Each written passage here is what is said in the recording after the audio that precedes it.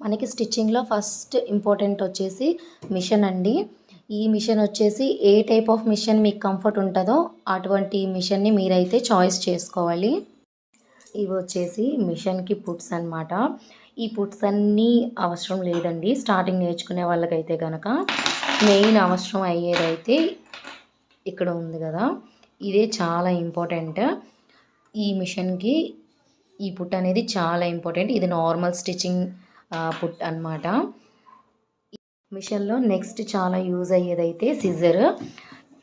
Scissor చాలా important అండి. థ్రెడ్స్లో అయితే ఛాలెంజ్ కానీ వర్ధమాన్ కానీ ఇలాంటి మంచిగా ఉండే థ్రెడ్స్ మీరు తీసుకుంటే కనుక దారం తెగిపోవడం కానీ అలా అవ్వకుండా ఉంటాయి.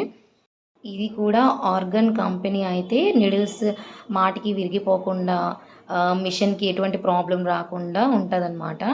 నెక్స్ట్ వచ్చేసి టేపు.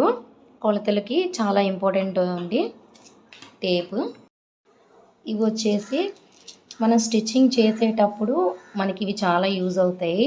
అంటే ఇప్పుడు క్లాత్ కుట్టేటప్పుడు జరిగిపోతూ ఉండే క్లాత్స్ చాలా ఉంటాయి అన్నమాట. అలా క్లాత్ డిస్టర్బెన్స్ అవ్వకుండా ఉండాలి అని అంటే మనం ఇవి సెట్ చేసుకొని స్టిచ్చింగ్ చేస్తే కనుక మనకి ఎటువంటి డిస్టర్బెన్స్ రాదు క్లాత్లో. ఇవి వచ్చేసి బేస్ పీసెస్. అంటే మీరు చాక్ పీస్ కానీ ఏదైనా తీసుకోవచ్చు.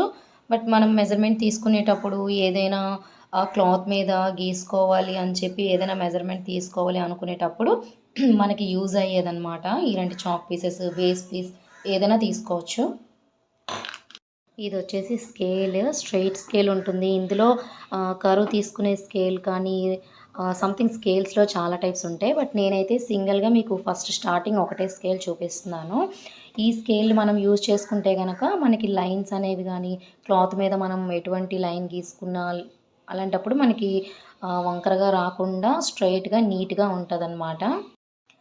ఇది మిషన్ ఆయిల్ అండి. ఈ ఆయిల్ క్యాన్ మనం ఉంచుకొని దీంట్లో మనం ఆయిల్ ఫిల్ చేసుకొని మనం మిషన్ స్టిచ్ చేసేటప్పుడు ఏంటంటే మన మిషన్ కండిషన్లో ఉండాలి అని అంటే మనం ఆయిలింగ్ చేసుకుంటూ ఉండాలి.